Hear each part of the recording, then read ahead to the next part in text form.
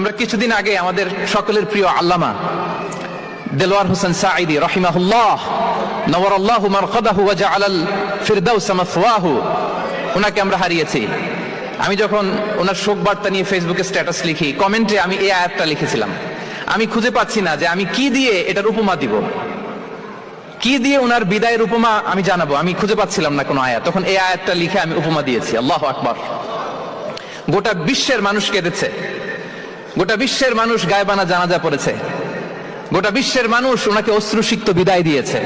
From north to the south, from east to the west, the entire globe, min mashariqil ardi ila magharibiha, অশ্রুসিক্ত বিদায় তিনি পেয়েছেন। এটাই আল্লাহ তাআলার সন্তুষ্টির একটা জলজ্যান্ত নমুনা। জোরে বলেন ঠিক কিনা?